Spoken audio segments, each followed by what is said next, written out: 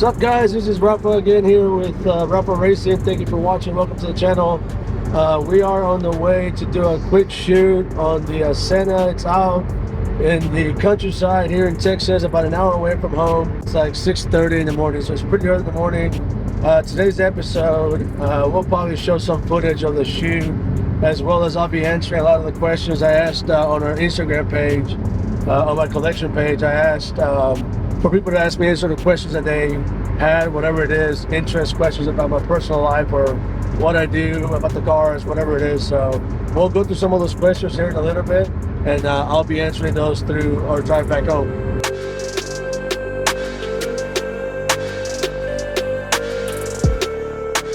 Somewhere in the middle of nowhere in Texas. It's actually somewhere between Chapel Hill, Brenham, and College Station. So just west of town of Houston.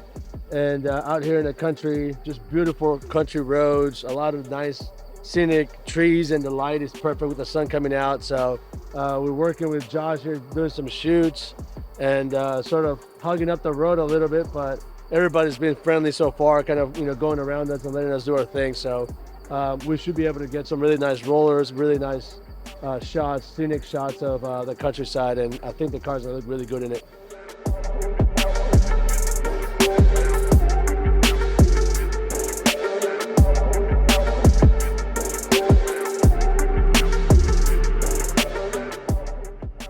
All right, so we're going to go ahead and answer some of the questions, maybe all of them. There was quite a bit of them, some repetitive ones or similar questions. What was your first car, supercar? What's your next? So I'll answer that in, I guess, two stages. My first car ever was a 2002 Camaro SS. Got it brand new, saw them on the road, fell in love with the red color, and I actually still own that car. It's not in great shape. I need to restore it. It needs some paint work, really. But the car is still in great shape. It has under 70,000 miles on the car, so I still own the car, and hopefully I can restore it and make it look brand new. First supercar was the 600 LT, so the McLaren 600 LT. I did have a Bentley Continental GT before that. I don't really consider that a supercar. That's a really high-end luxury car, and obviously like a really nice car. All right, so here's another question. What car did you learn to drive on? It was actually my parents', I think it was like a 1990, 92, something like that. Pathfinder, Nissan Pathfinder. It was a gold Pathfinder, kind of with that square shape that they used to have. My mom asked me one day to go to the store and get something. I was like 14 or 15. And I was like, what do you mean? She's like, well, you should be fine. Just go ahead and drive. So she had let me drive in the parking lot before, just, in a couple of circles. And she was like, you seem to know how to do it, and never really got on the highway or the road. So I actually went to the grocery store, which wasn't far. It was maybe a mile away from the house, but I actually drove to the store in her car as my very first time ever driving on the road on my own.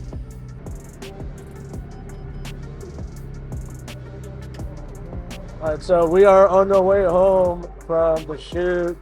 Found some really nice spot. Cody's going to ask me some of the questions that you guys asked me on Instagram. I would say my favorite car to drive on the track now, I'm really torn between the McLarens that I have and that I've driven. Absolute favorite now is the 570S GT4. So the race cars, they just drive, there's just no comparison to the way they drive versus a road car. So the race cars are probably going to be my favorite to drive now. My favorite track, we went to several. I personally still like COTA just visually.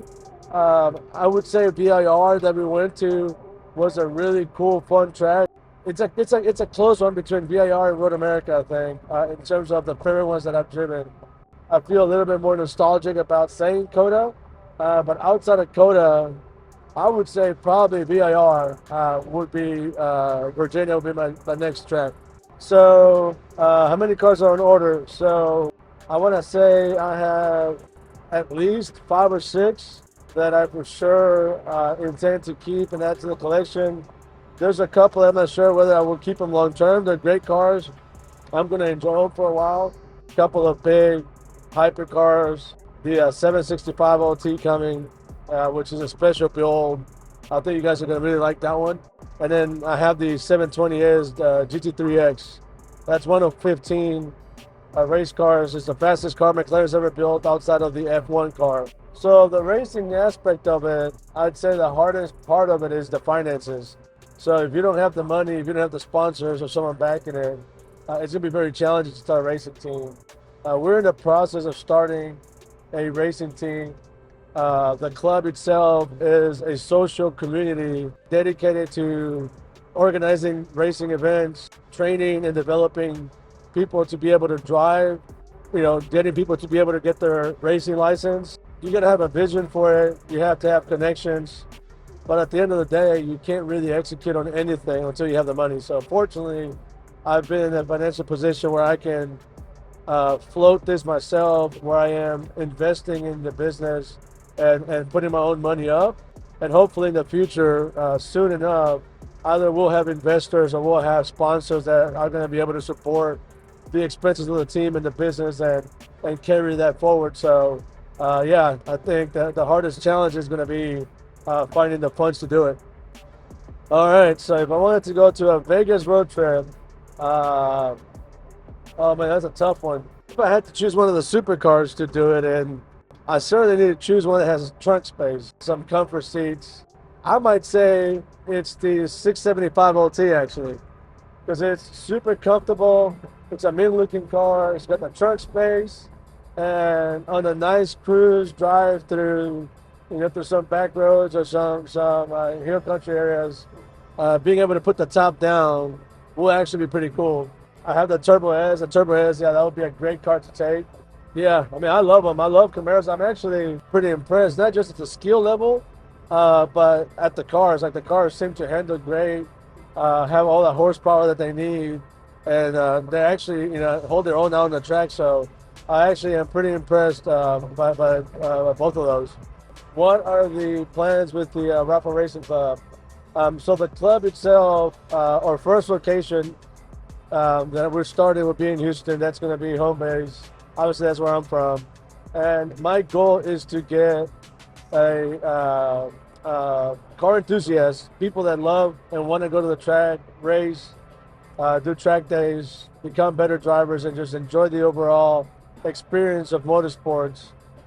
Getting into this exclusive community that's really geared and targeted to that type of demographic of people that just love and have the passion for cars. We'll be able to expand into different cities that are big in motorsports or that have a big track nearby. So Dallas, Austin are sort of obvious ones for being in Texas. I think Florida, like Miami, having the F1 track there would be a natural growth. Going to California with all the nice tracks and obviously all the cars that are out there. Rafa is obviously my name, but the motto of the company is race as family always. And that's the way that we're carrying everything. Everybody's family, absolutely zero tolerance for disrespect, for violating some of our core values and the code of conduct. We really want to keep it just a nice, clean, happy place that we can all enjoy the cars and become better drivers. Yeah, so my dream car before the Senna. So the Senna obviously is a car that I didn't grow up being my dream car, right?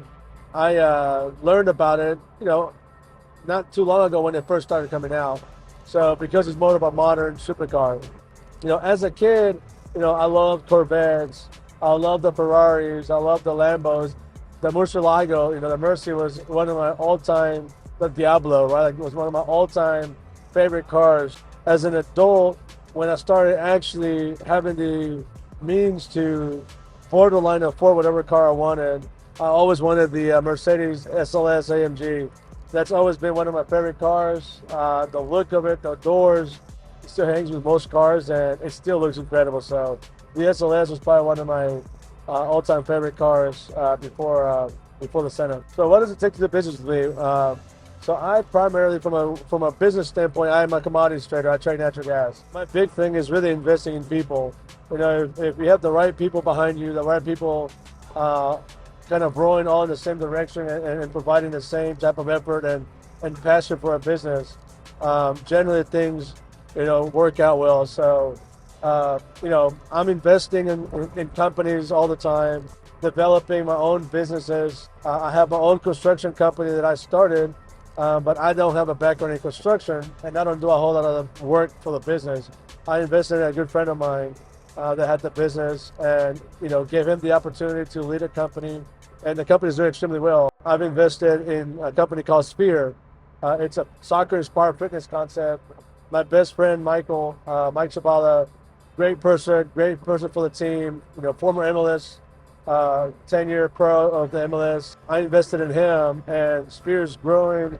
We're growing to all kinds of cities already, different facilities, and getting new partnerships, and that's growing. And so really, when it comes down to I'm pretty approachable, easy to talk to, and open to ideas, and open to investing in things. So it's going to come down to the product, the business, the vision of it, the potential, but ultimately the person. And if I don't think that this business or this product is investable, but the person is, I can always find a place for that person within my company. I can find a place for that person in a similar product or in a different venue, so that we can still work together and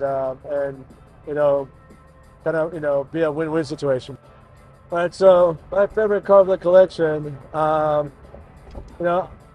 we just did an episode on it, and I want to say that 600 LT is probably, as a complete package, still my favorite car. Like every time I see it, obviously I have much more expensive cars, much faster cars. From how well I know the car, from putting 8,000 miles on the track, and it hasn't failed me. It's kept me safe. From it being my first supercar, but if I just had to choose a favorite today, I think sentimentally I would say the 600 LT. Yeah, so what I do for a living, I trade natural gas. I'm a partner with a firm. We're based out of New York. I work in a Houston office. My region is western part of the U.S., and I'm a partner with the firm.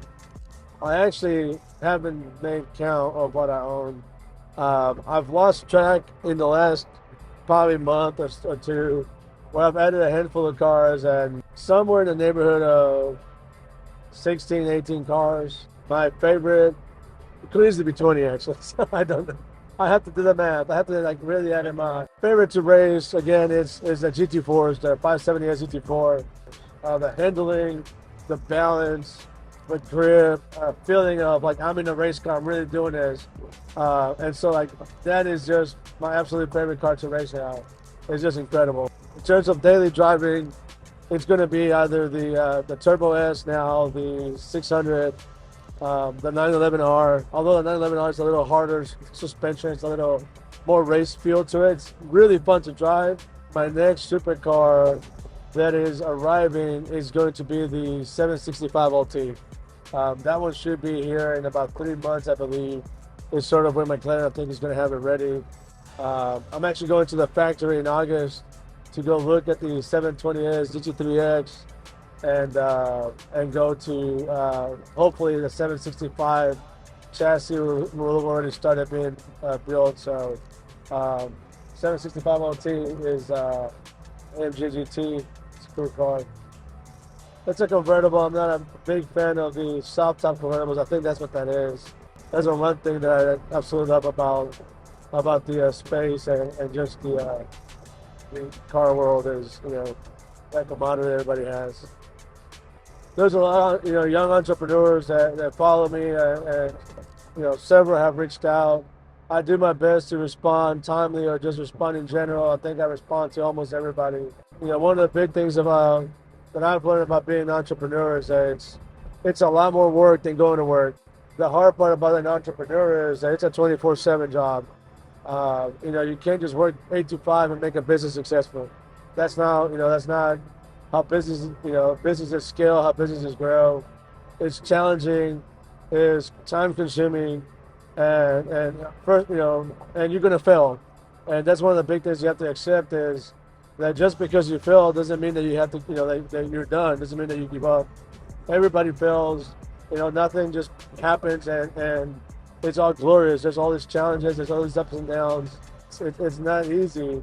At times, you have to realize that what you're doing is not going to work. That it's not going to be successful, and obviously that's a very hard thing to accept and deal with. And that's going to be one of the things about some entrepreneurs that they'll have to learn about is when to give up on a dream, and that sucks. But that's another aspect of being an entrepreneur that you have to realize is that not every business, not every idea is actually going to work out. Big thing about being an entrepreneur too is in order to be successful, you have to learn to ask for help. You have to learn to reach out to people who are better and more proficient than you at certain things. Learning to delegate and feel comfortable with handing responsibility to people.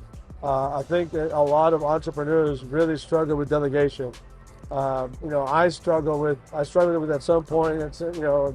I learned that I'm not the best at everything, that as much as I think that I can do a better job at something than somebody else, even if that's the case, I couldn't do it all in the amount of period of time that I wanted to. Being, receptive to feedback, receptive to criticism, receptive to new ideas and better ways of doing things. Keep working hard and believing in whatever it is that you're doing. But always be conscious that you are going to need help to get there, and finding the right help, being willing to train and coach people and educate people and accept that other people are better and more educated and more experienced than you at some things are some of the things that are ultimately going to make you successful. These are Swiss rollers. I would say I'm gonna probably go with Twinkies. I don't think you can go wrong with Twinkies. Cars have always been a passion of mine as a kid. I've always loved cars. I always told myself, I'm gonna work hard till I can afford a nice car, till I can be able to drive a different car every other year or whatever. Not actually have to be concerned about a car payment. That's what really ultimately made me start my collection. Was just me as a trader, as someone that understands markets. I saw the car market getting tight. A lot of the manufacturers are all going to electric. More and more announcements of 2025 forward. Porsche is all electric. Instead of investing in companies, instead of investing in stocks and letting things sit there, I started actually investing in cars that were low production cars, hard to get cars. And I sort of got ahead of the market. So instead of buying $1 million worth of Apple stock because I thought it was going to go up, I went and bought $1 million car that I thought had the potential to double in price. That's really what got my collection going. And the beautiful part of it is that I actually get to enjoy it. There's nothing better than being able to buy a nice car, enjoying it, love it, is what you're into. And then that the car is actually going to make money when you sell it, if you ever do. So I think I have a pretty well-rounded collection and really added some collectible pieces. So I haven't just accumulated cars. I think that I've really grabbed a lot of really rare pieces and pieces that I love. Short-term, long-term goals. My short-term long-term goal is live a happy life. I wake up every morning happy. I go to sleep every day happy. I go throughout my day happy. So instinct that to the people that work with me, that work for me, that I work for at work, and that was a little bump. And so my goal is always to live a happy, healthy life as much as I can, and enjoy it. Live life to the fullest.